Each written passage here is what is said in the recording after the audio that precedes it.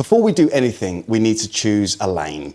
We need to pick a genre or niche that we're going to focus our brand around. This will obviously dictate what songs we react to and who our audience is. So consider picking a niche that's aligned to you and will serve you long term, not something that's trending now or that you have no real connection to. Let's look at a few examples of strong music reactor brands with very clear, specific niches they operate in. Let's start with Majid.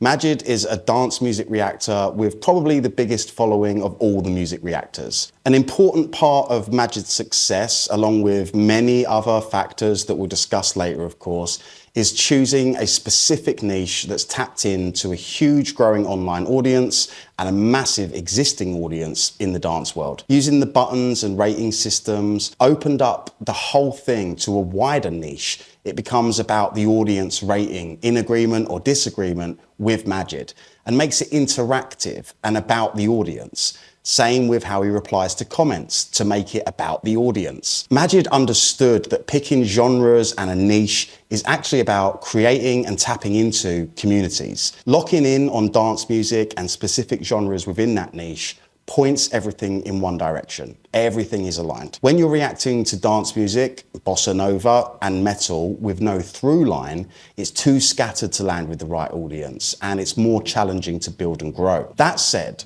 it's not that you can't react to different genres. You can. You just have to make sure that there's a niche that houses them and connects them to the audience. Trywho, for example, is solely focused on one genre alone, funk.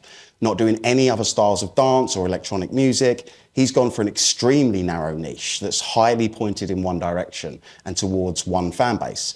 The genre is funk, but the niche is brain rot, meme lords, fries in the bag bro type content that funk is the soundtrack to. Being highly pointed like this is a good approach if you know the world you're in explicitly and really understand your niche and genre to a high level. It also means that the brands and partnerships that you're going to get along the way are going to be very aligned to that world. And it can be a very good thing. It can also narrow your opportunity, of course. Being so locked in one lane can mean you miss out on potential opportunities that brands feel don't align with you, or your lane or your niche.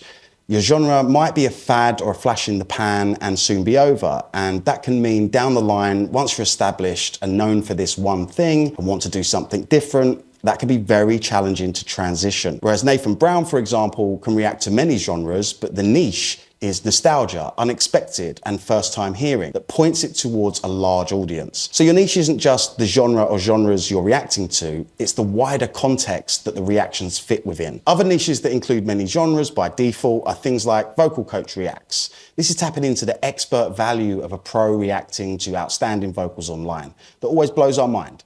But the genre could be anything.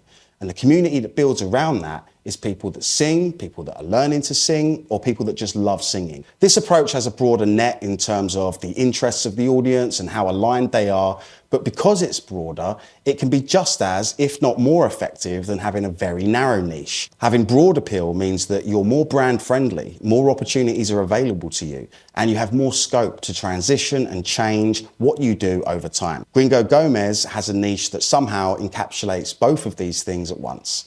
Gomez's genre is Portuguese music and his niche is Portuguese discovery. So obviously Portuguese music is every genre just from Portugal. So the audiences are varied as much as the music is. But the Portuguese discovery bit ties all of those genres together and it makes it more than just discovering music. It's discovering Portuguese culture. So it's highly pointed while being broad at the same time. All of this said, picking a niche doesn't have to be complicated. And if you choose something you already know and already are, you can leverage that to choose your ideal niche. Let's say you're a bus driver and you spend most of your day driving buses. You could use that as the main part of your niche and then add layers to it. Bus driver listens to X for the first time. Bus driver reacts to driving music.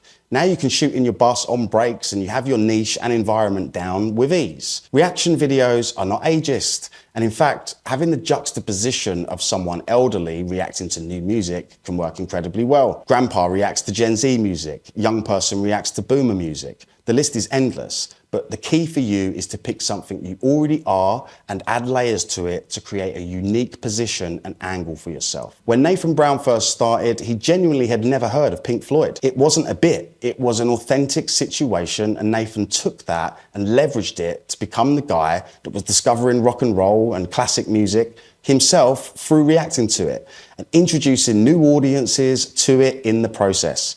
From not knowing what classic rock was and never having reacted to music in that genre before, Nathan took that concept and he ended up being invited to Download Festival, being brought on stage by Fred Durst, and even creating and releasing his own rock music.